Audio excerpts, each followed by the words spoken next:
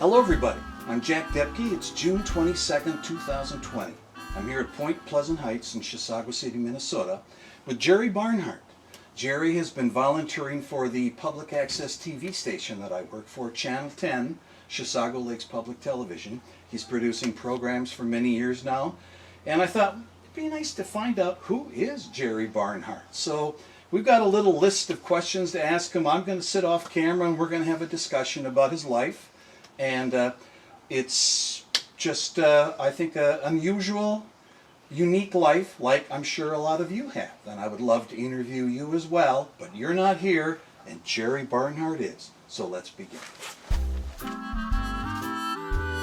Good afternoon. I'm Jerry Barnhart. I am a resident here at Point Pleasant Heights, and so glad to be with you here today for this little time of discussion, interview, whatever. I sometimes have gone by Jerry Ray in my broadcast part of my career, but I was born September 6, 1929. That makes it about 90 years and a few months. I was born in Aberdeen, South Dakota, in the same hospital that my father was born in. Aberdeen is a town of about, was then probably about 20, 30,000, now more like about 40 or 50. My father was Elroy John Barnhart, and he grew up in Aberdeen, and his father was a shopkeeper on Main Street, and mother was a housekeeper, and Dad had two sisters. He was probably talented in different ways that didn't always get used. He was quite a musician. He played clarinet in high school band and in the community band. Dad also was a person who wanted to get a job as soon as he got out of high school. I learned that he had taken a position with the Ward Owsley Bakery as a baker, and so he had a reputation as a baker and a good cook. Mother, Marcella, was born in Boone, Iowa, and the family moved up to north of the Black Hills. That is, she, her brother, and two sisters, and they moved up north of the Black Hills after Dad had staked some property.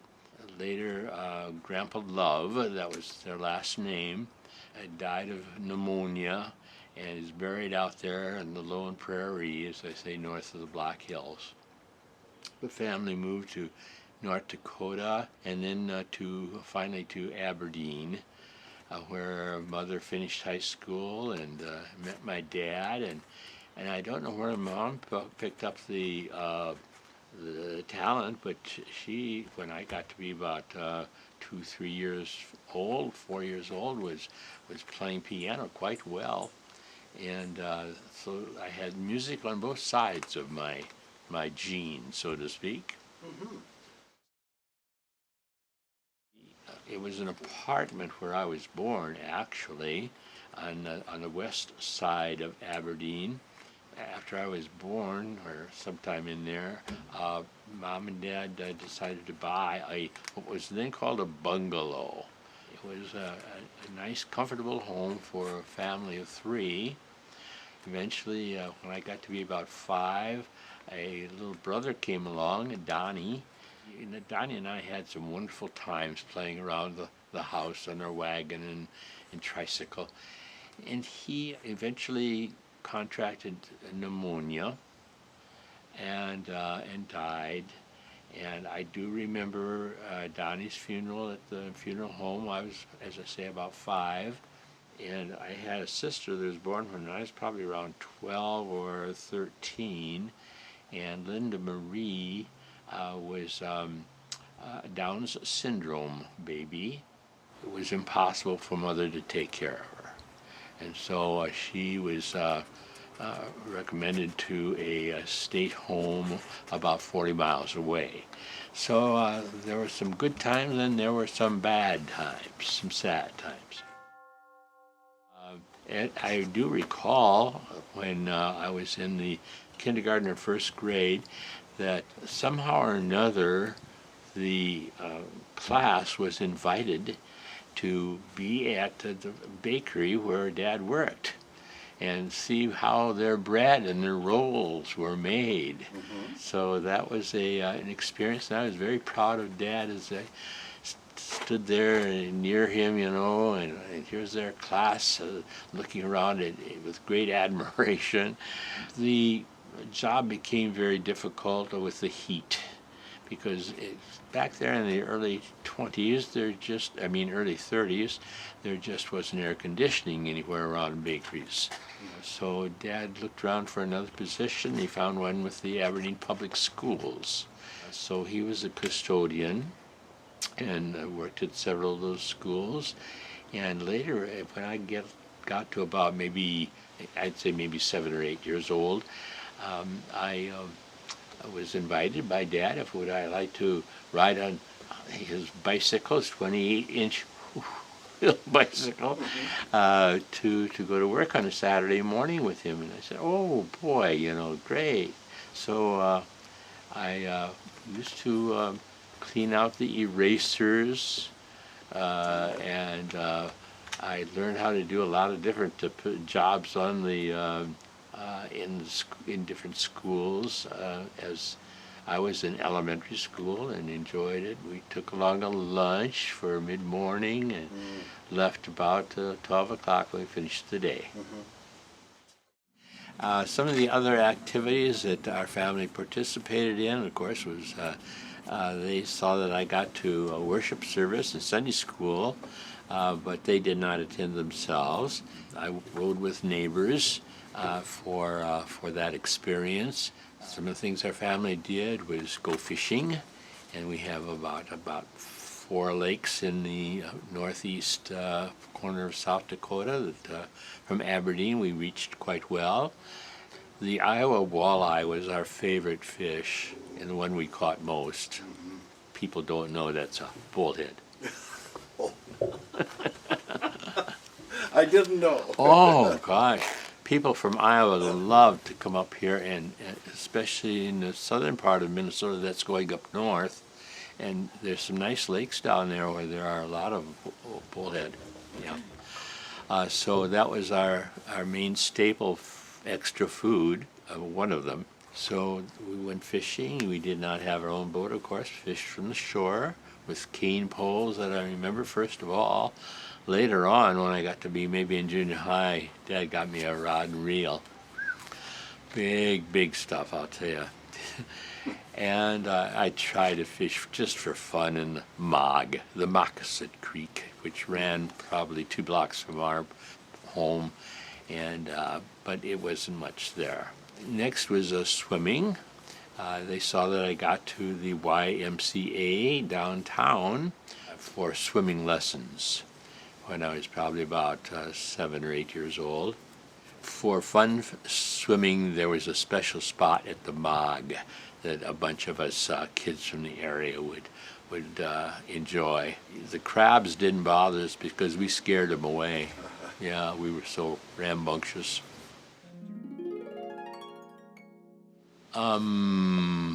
Let's see, Arthur Nickerson, who was one of the kids I rode with to Sunday school with his folks. And then his parents had an American Legion sponsored concession at Wiley Park. And so Saturday and Sundays, we had the concession. I helped them with that concession, candy and pop.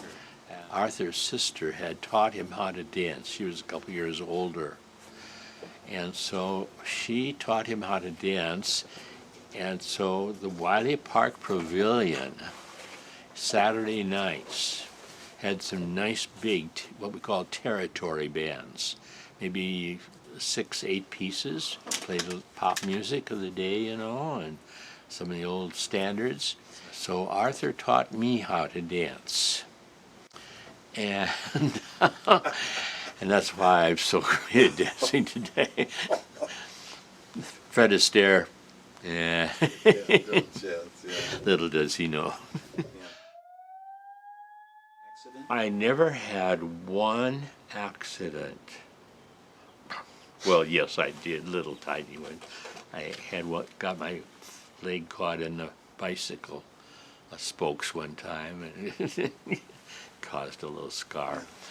I think I was probably about seventh grade. What did I make? 12, about 12 years old, when I had appendicitis pains. The doctor, Eckrich, lived right in back of us, across the alley, and his youngest son was Jerry, and he had a younger sister, I should say, besides Jerry, and that was Priscilla. So Dr. Eckrich came over that evening and checked me out, and affirmed that it was indeed appendicitis. And about that same time, I was interested in music. I had been much earlier singing with Mom at the piano, and in elementary school I was what they called a student helper. Sat in the back row, and we'd help the row of kids in my line to read some of the music. And anyway, I was interested in the cornet particularly. Art Schroco had found a $60 cornet for me. Schroco was the band instructor who also taught students who were up and coming in the elementary schools to get started, and then he had elementary kids going into the junior high band. Art was a kind but very firm. So at the same time I had this appendicitis operation, I got my first cornet. And all I could do after I came home from the hospital is lie there and finger the cornet. I didn't know what the fingering was or anything else for it, because I dare not blow in the mouthpiece. Otherwise the stitches would break. So it was a good week at home in the bed after I got home from the hospital. So in answer to your question, that was my major accident, so to speak. Much earlier than that, elementary school, Okay. Clarice Clevey. Does that sound Scandinavian to you? I remember one time I had something that I wanted to give her, and I went over to her house, which was less than a half a block away. Her father answered the door. And I was scared stiff, but I gave it to him to give to Clarice, please. Yes, please. Another one would not come along for years and years and years. That was Peggy. Yeah. Was that in junior high then? No, that was in high school. Okay. I took my time after that. At 12, I found out about Boy Scouts, and joined the Boy Scout team at the United Methodist Church. It was Methodist then. Everything was Methodist. I had left the first church where I rode with the Nickersons and rode my bicycle downtown to the huge Methodist church with a big dome on the top and everything. So I went to probably 7th, 8th, and by the time I was in 9th grade, they asked me to be a Sunday school teacher for the 7th graders. About 8 or 9 boys only. Oh, you can see why they asked somebody else to do it. Yes. Yes. Anyway, that was a nice experience, and as well, and I got their respect one way or another. I had a good experience in the Methodist Church and continued going there through high school. Now, were you in Boy Scouts through high school too? Well, not through high school. I quit after about 12, 13, 14, probably when I was about 14, maybe 15, because music was taking up more and more of my time. A couple hours on Monday nights for meetings, so I never got to Eagle Scout. So why is music taking more time? Maybe I should go back and explain that I'd gone through the junior high band at Monroe. My parents, in the meantime, had moved when I was about 13 or 14 to the north side of town and bought a larger house and a bigger piece of property where we could have a garden, a bigger garden. We did have a garden in the east side on Congress Street. And I haven't even talked about the gardening yet. That was another one of the things our family loved to do, is garden. I mentioned fishing and things of that nature. But so there was a garden in the back of the house there on Congress Street, and Mother raised a lot of flowers there. Dad had also, when he became associated with the public schools, found out there was a huge plot of land, 2 lots actually, which was between our house and the elementary school, in the block between. Oh. So he would get that plowed up, plow a huge garden. Now he'd plant vegetables, right? Vegetables only. Mother was in charge of the flowers, as they said, over back of the house. And I helped with both gardens. Dad took what time he had to see that everything was planted correctly, and we had a large area of potatoes plots, and I remember cutting the potatoes up, seed potatoes, so there'd be 2 or 3 eyes in each section of the potato seed, so it'd take off when it got planted. And Dad had a piece of equipment which would load up a kind of a tube, loaded up with the seed cut potatoes. Probably 20, 30 would get in there easily.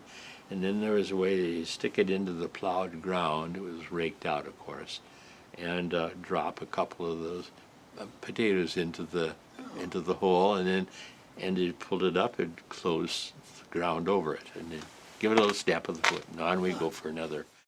Were you like picking bugs off the stuff too? Eventually, potato bugs. That was part of my work job. Yep. I dropped in a can of kerosene, maybe an inch of kerosene or gasoline, and dumped them over in the weed patch to the side of the garden. And we had many rows of sweet corn, the smaller vegetables, the beets and the radishes, and we had kohlrabi too. If you ever tasted kohlrabi, kind of good. As the potatoes got ready, I helped dig them up. I was always careful. Dad had the spade out of there before I pulled up the potatoes, and then was in charge of cleaning them off and bagging them up into 10-pound bags. Reason? I had a route about 2 blocks long on Congress Street that I went with my little red flyer wagon and sacks of potatoes in there. Guess how much? Quarter a sack. Yeah. And I did the same thing with corn. Helped prepare it, bag it. So you were a vegetable vendor as a child? As I was, yes. Now we're talking about when I was in older elementary, 9, 10, and I was helping the family to make money because salaries were not large back in the 20s, my friend. They were not. I don't remember if I got a penny or a nickel for an allowance for the longest time. And I'd save it in my little bank. Of course, there were times when I snuck over to the family grocery. I don't remember what it's called. It was on Main Street, which was also Highway 12, going into the cities. This was the experience of spending my money. I would go over there and I would get some candy. Oh, Yeah, that was my treat. But I earned it. So I knew how it came and how it went. I was careful. what was the address on Congress Street? Do you remember? 514 South Congress. And we moved to that home on State Street. 1103 was the number of that address on State Street. I do remember on Saturday mornings, because Dad would take the bicycle to ride to work, Mother would drive down once, I don't remember if it was once a week or once a month now, to the mortgage holder, which was a private lender. They held the mortgage on our home there on Congress Street. I don't remember what happened when we got to North State, but we were buying that home as well. Yeah. Back to the gardening, I was mentioning the Mother was in charge of the flowers.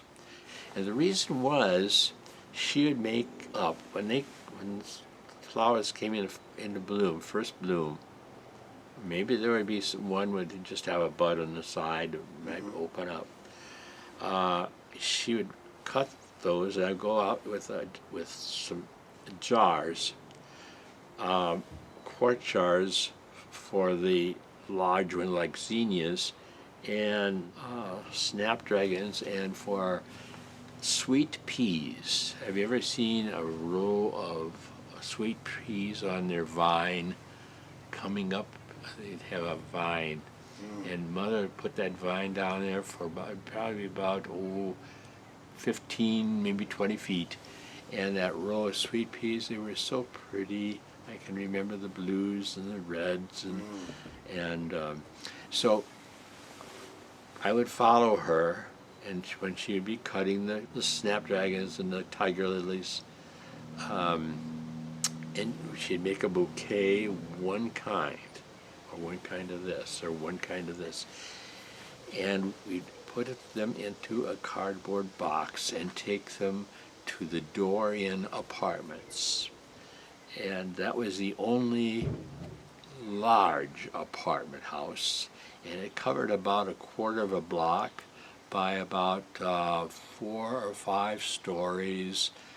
And yes, there was an elevator in it, I believe. And when I got old enough so that I could carry that cardboard box out of the back of our old Chevy, we had a Chevrolet, which was being used in the summertime. We didn't use it much in the winter, but anyway, I would have them there in the back seat, and I would sit in the front seat with Mom, and no seat belts. And she'd take me to the Door-In apartments, and I would sell some there. And when I'd gone through the places where I knew they were buying flowers, some places I knew they did not. And we went to a couple of other smaller apartments. The Tiffany apartments were above the Tiffany laundry.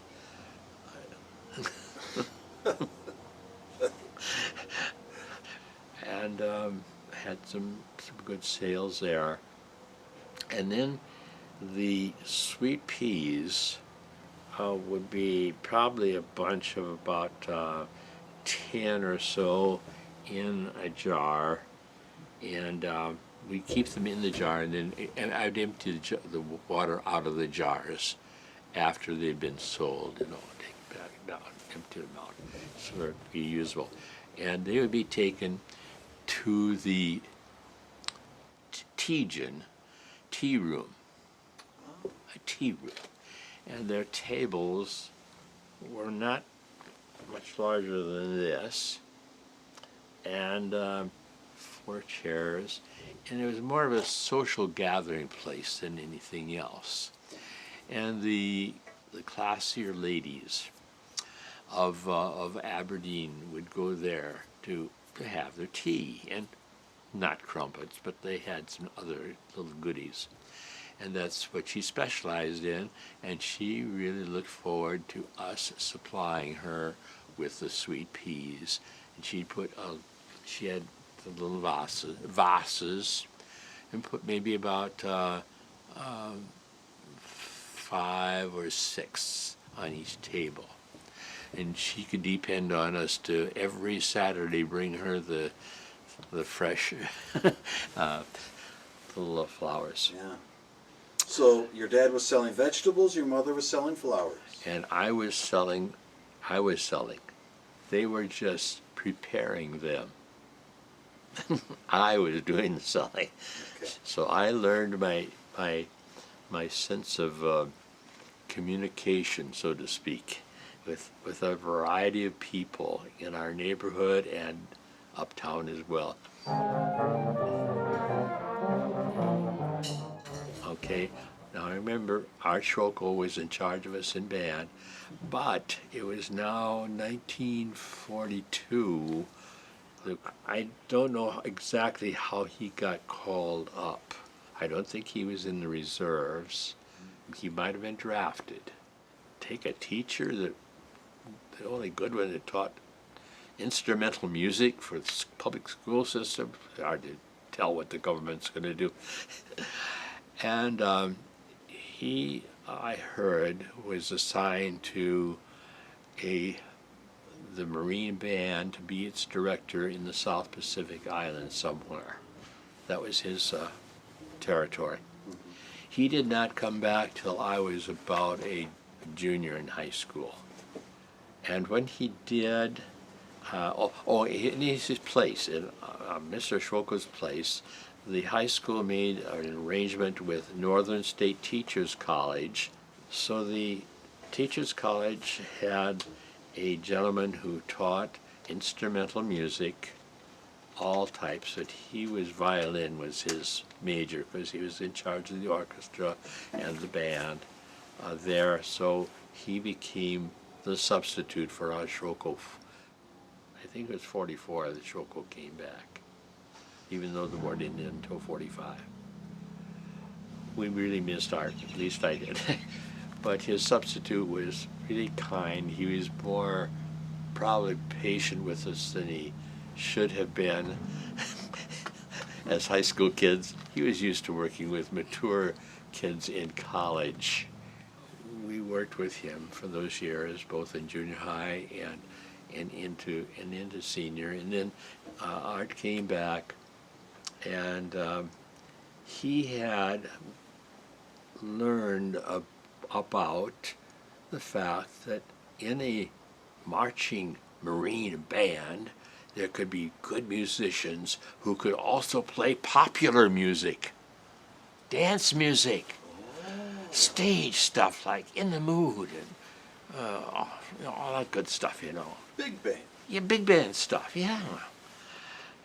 He got the bug. And so he had to have a big band in Central High. I found a place in the big band. Now, mind you, we had probably about 15 cornets when I went into the 100-plus piece band. We had a huge, huge rehearsal room, specially built for the music department, with levels that we would sit on to observe, or the vocal groups could stand on for their participation. We had then formed a stage band, which could also be a dance band. A fellow whose name was, I can't think of his first name, his last name was Peterson, and he played a very excellent trumpet cornet also. A trumpet and a cornet are so close to being, it's just a matter of length and being stretched out. He played excellent, and he was first chair for the stage band. And I was second chair. The high school orchestra also needed instruments out of the band. The oboe, the flute, kettle drum, the cornets, the trombone, the French horn. So we were lifted out of the big band, the high school band, and put into that orchestra. And I became first chair in that. Another friend of mine that I didn't meet until junior high was Raleigh Loomis, Okay. and he played also further down in the trumpet section. Really neat guy. And he later would be drafted into the Army, even though he had was in college for being a teacher, English teacher probably. He got into a bad situation with a grenade school that he was involved with. And as a teacher, he was teaching the throwing of grenades, and this student in basic training froze up, and Raleigh took it off the ground, or took it out of his hand and threw it out. In the meantime, shrapnel took one eye. But last I heard, he was teaching out in California. But I digress. The band was an excellent experience. We were a concert band, played heavy music, classical music, as well as a marching band. And on the field, we couldn't be beat. But the weird thing was, we never had any road trips during our years. Nowadays, the kids are going all over the place, and I envy them, but we never had a chance to go to Mitchell or Sioux Falls or Pierre or any large communities. It was really weird. So you were in the concert band, the stage band, or the big band, and the orchestra. And our stage band, as I said, was also our dance band after football games. So we get out of our uniforms from playing our instruments on the field, and as a pep band, so to speak, Yeah. get into our dance band clothes, which should be a simple white shirt and slacks. Yeah. And it was fun playing in that big arena theater. When I was about 16 or 17, I made a ventriloquist figure, and I called him eventually Archie Cobb. Archie was designed with legs that moved, and he was too heavy to sit on my lap. He sat on the chair next to me, and I made the figure out of about 10 pieces of soft pine that were glued together, and then I carved this figure out. I don't know what happened to that head, but it disappeared after high school. I had also, of course, to decide on a voice for Archie, and I had to also write a script which would be suitable for high school, because I was going to be in the Eaglin Follies, which incidentally a friend, Raleigh Loomis, which I mentioned earlier, he was an up-and-coming magician as well, and so he asked me if I'd be his assistant, which I was, for two years in the Eaglin Follies. And after doing that, I caught the stage bug, and decided I wanted to do something for Eaglin Follies as well. So Raleigh Loomis had a little bit of competition when Jerry Ray and Archie Cobb hit the floorboards of the large theater right next to the Civic Arena. So I did that for 2 years in high school, and packed him away when I went off to trade school. Another interesting experience in high school now was that one day as a senior, I read in the Aberdeen American News that the big band of Sammy Kaye would be coming to Aberdeen in the Civic Arena for a performance on American Broadcasting Company, ABC, which happened to be one of the radio stations we had in Aberdeen.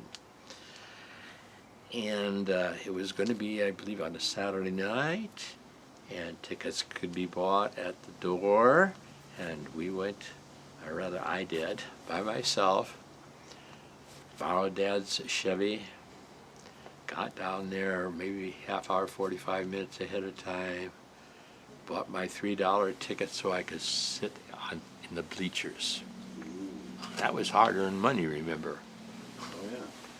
Before the performance, a group of people came out and selected participants from the audience to be contestants in the show that they'd be putting on. The show being So You Want to Lead a Band. And Sammy Kay was backstage with his band, setting up and all that. And we were being selected from the audience, 4 from each age group. For the teenagers, which I would represent as a late in the high school year, and from the other 3 age groups. As I got closer to the time for the show, and we went backstage and put onto a card something that Sammy Kay could look at to give a lead for the interview, which he would have when we got on. And then we went up and took our chairs with a big blackboard and about 10 or 12 songs on it. And we finished that process. The show started.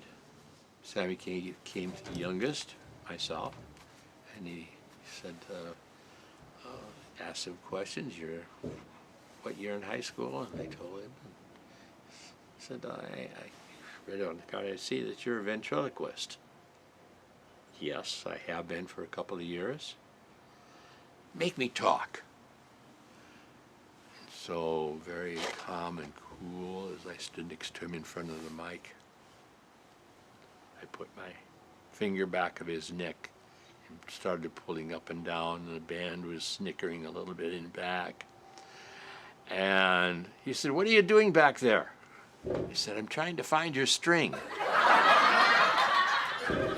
Everybody broke up. That audience was in a roar. And then, of course, he had the other contestants take their choice of songs. Incidentally, I did lead the song, "Who's Sorry Now?" You want to know why? Peggy, I saw. Remember Peggy from maybe high school days? She played violin. Yeah. She had, I always saw her with a Navy person on Main Street. And that broke my heart. But I didn't do it soft ballad style. We did it a swing style. Who's sorry now? Who's sorry now? Whose heart is aching for breaking each vow? So much for that. And everybody connected their own particular choice off the blackboard. And then we sat down, and then he came and put his hand over our head. So he put his hand over my head first of all, since I was the youngest and conducted the band, and everybody just roared. And then he put his hand over the other people's heads, and they received some applause, nice and polite applause. And the applause meter went off the board for me, so I guess I won. Yay! And then was the time to award the prizes, so I went up to the microphone again, and they pulled out the line of prizes and set them on the stage. A set of silverware in a nice box, 8-play setting, I don't know, and a cigarette lighter, which I needed desperately. It was a table lighter. And a couple other small things like that. A 4-piece set of luggage, which I needed. And the top prize was 2 weeks of vacation in Atlantic City, New Jersey, for 2. So I chose another friend of mine I didn't know real well, but he had lost his father just recently, and I thought, well, maybe he'd like to go for 2 weeks in Atlantic City. So Bob came along with me, Bob Bowman.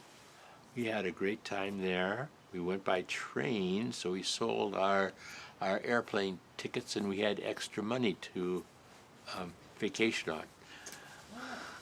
And all our meals were paid for, and we had a very nice suite of rooms on the 13th floor of this hotel overlooking the boardwalk of Atlantic City. Da da da da da da da. A couple of things we did in Atlantic City besides walk around and spend our money on souvenirs and ice cream treats and what have you. There was a huge ballroom at the end of a pier, and it was a steel pier ballroom, and the big bands of the East played.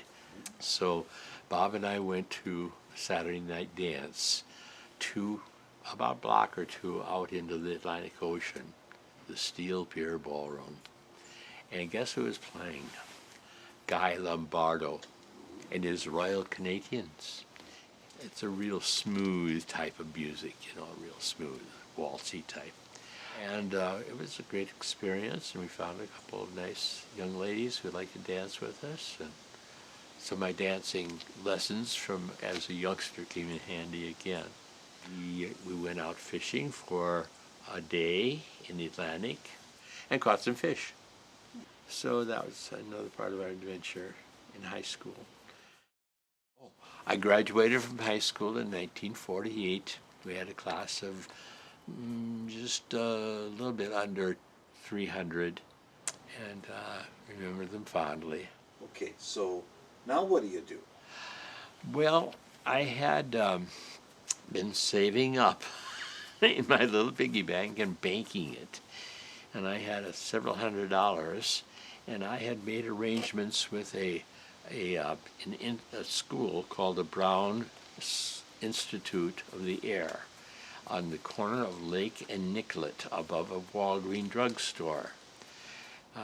They had it was like a PA board system, and there were probably about 4 or 5 studios with boards in them that we could practice opening and closing and volume on mic and what have you. I went through the process of finding a job. I was a soda jerk in the Walgreens drugstore on the first floor underneath Brownie's Institute of the Air.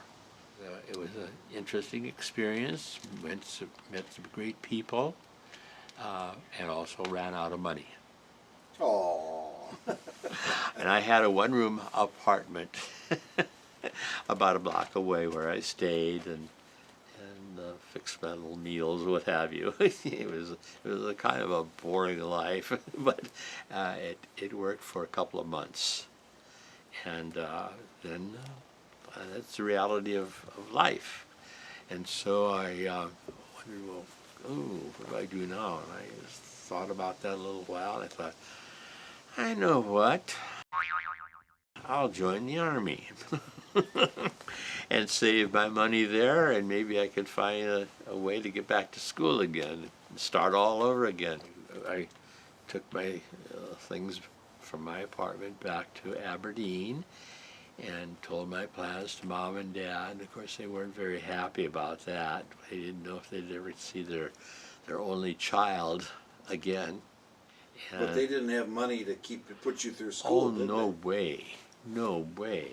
Oh, they realized that. So we said our goodbyes, and I said, all right, I'll look for letters from you and let you know where I am and what I'm doing.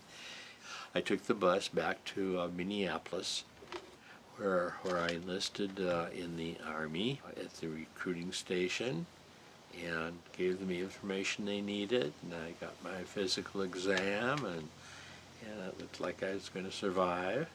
And there was a group of about 25, 30, maybe more of us who were ready to take the bus down to Fort Riley, Kansas, in northeastern Kansas. And Fort Riley was a huge post going back to World War I, and maybe earlier than that. They had a cavalry area for their horses and stables and all on the main post, and a lot of big offices over in the main post, and a few miles east on the main highway there was a hospital that was one story, but had many, many wards. And then later on, a few miles, here was Camp Funkston. And that was the training grounds for about, I don't know, it's probably 2 or 3 miles square of 2-story barracks, training grounds for basic training. So there are many, many companies in those rows and rows of barracks. Coming into the barracks assignment that I was to have, as I was going into that area, not too far from the company commander's office, was a large metal tube. And I asked the corporal in charge of our group, what is that for? And I had my idea. He said, well, that's a megaphone for the bugler. I said, well, I was a bugler back in Boy Scout camp for a couple of summers. And I neglected to mention, I had brought my cornet along with me. My second cornet, I'd gotten it for $100 when I was in high school. It was a concert model, upgrade, nice, beautiful sound. Do you know if they have a bugler? He said, no, I know they don't. He was part of the cadre for our company, and I said, well, do you think who's ever in charge would like to have a bugler, because I've done this before? And he said, oh, I'm sure they would, but go on in and ask. And I did, and they said they'd love to have me for a reveille at 6 o'clock in the morning, and taps at 5 o'clock in the afternoon. So I had myself an assignment Monday through Friday of being the company bugler. Well, the neat thing about it was I got myself an assignment that got me out of doing any policing of the grounds. You know what policing is? Picking up trash that accumulates. It's mopping the floors of the barracks, being on KP duty in the kitchen, whether it's mopping floors there or helping the cooks by stirring a pot of soup. Who knew? Who knew? I got myself out of all those jobs when I volunteered for that job. And interesting thing was, the word had gotten around to the 10th Infantry Division headquarters, which was located right next to the highway over, and they were in part in charge of basic training. It was a large office type building, you know, and out in front they had their flag on display on a flagpole. And the interesting thing was that the word got to them. I can't imagine how, but I think my bugle calls went maybe a half a mile or so, and they found out, oh, Company A has a bugler. Okay, so they gave a call to the company commander and asked if arrangements could be made so that the bugler could come to the division headquarters and play taps every evening, Monday through Friday. So, yeah, we could spare him. He'll play reveille for us in the morning, and because nobody's going to be opening up the offices of a division headquarters at 6 o'clock or thereafter. So I was up the next morning and got myself ready and down and did taps. I mean a reveille in our area. And 4:45, there's a bunch of guys around outside in the grounds, and weren't they a little bit surprised when a Jeep drove up with 2 MPs in it, and Barnhart's getting into the back of the Jeep with his cornet. Wonder what's up. I hadn't said a word to anybody. And they took me to division headquarters, let me off. They were also going to be the flag folders into the triangle, typical triangle. So I had to kind of pace myself along with how fast they could pull it down from that very tall flagpole, so that taps came out just right at the end. And then 5:15 or so, I was back in basic training, doing my thing, and it was very interesting. I do not recall any comments or mischievous things regarding my being a bugler or hiding my instrument. And everybody knew where it was. It was, underneath my bunk on the first floor near the latrine, because I had to go in there to dress. When I was in basic training, the first month's pay, remember I mentioned there was 2 months of basic training. After 2 months of pay, I had with me the name of the Abbott Magic Company in Colon, Michigan, and I got that name through my friend Raleigh Loomis, the magician from high school.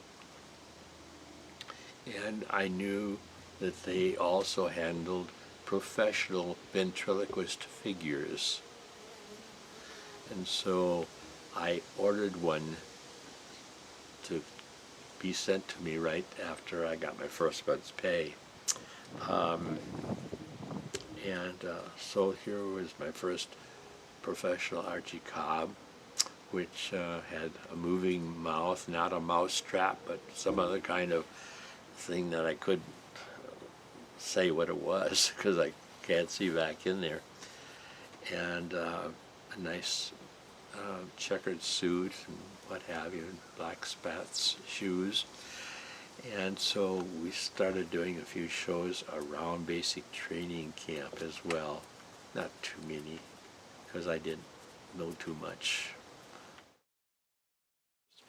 During basic training, they gave us different kinds of tests, almost like occupation specialties. What were our interests? What things did we already accomplish, and could do? And I mentioned on the form that I had experience in high school with the cornet, and was also doing bugle work and basic training.